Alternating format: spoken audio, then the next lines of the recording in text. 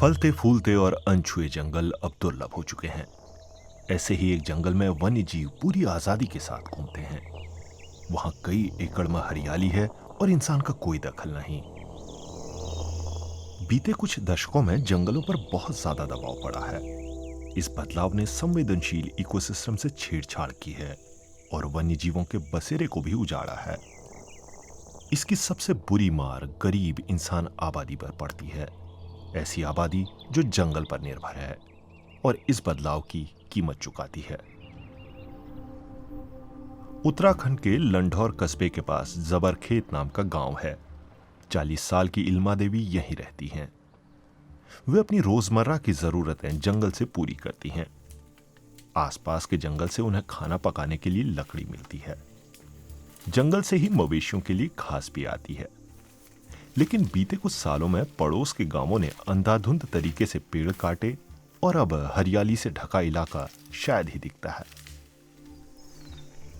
ऊपर से यहां ज्यादातर जंगल निजी जमीन मालिकों के पास हैं। समय के साथ साथ वे अपनी जमीन को लेकर ज्यादा संरक्षणवादी हो गए हैं। ऐसे में स्थानीय लोग धीरे धीरे इन जंगलों से कटते गए। इन्हीं परिस्थितियों के बीच इल्मा ने कुछ साल पहले घर से 5 किलोमीटर दूर जबरखेत नेचर रिजर्व में काम करना शुरू किया।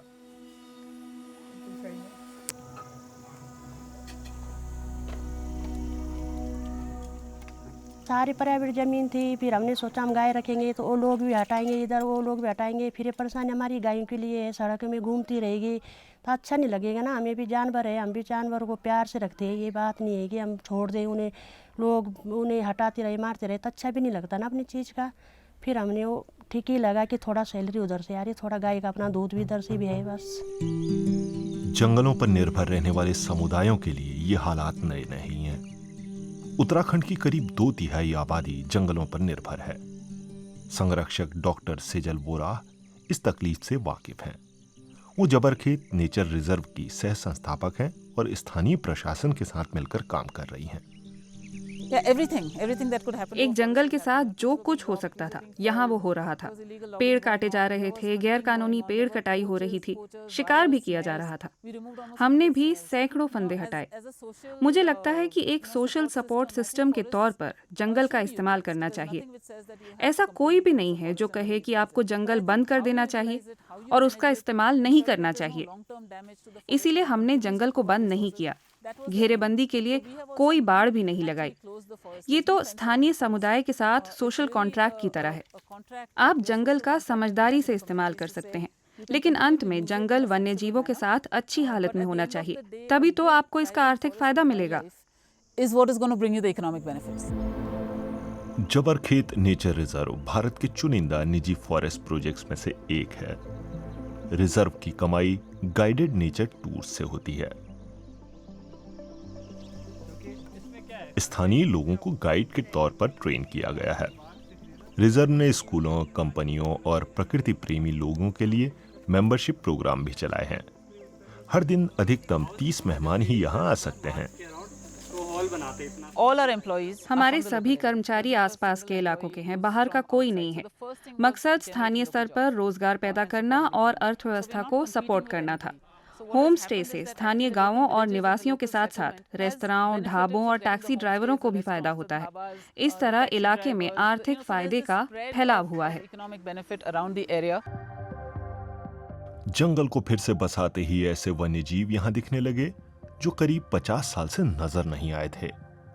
हिमालयी भालू, तेंदुए, घुरड़, जंगली सुअर और हिरन भी अब यहां दिखने और प्रजनन करने लगे हैं। मध्य हिमालय में ये इलाका एक वाइल्ड लाइफ जोन की तरह काम कर रहा है।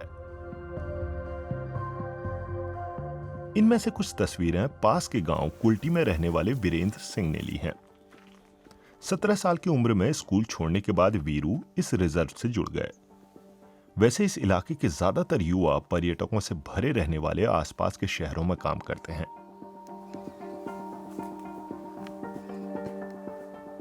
वाइब्रेट होता है, जैसे वाइब्रेशन होता है तो इंसेक्ट अपनी जगह से अलग हो जाते हैं, हिल जाते हैं, तो उसको ढूंढने में हेल्प होता है।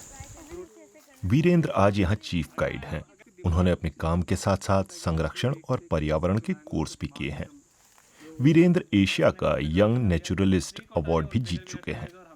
हवा गंदी हो जाएगी, पॉल्यूशन ज़्यादा हो जाएगा। How can we take care of our planet? या our कुछ भी jungle? एनी आइडिया आपके? Stop cutting trees.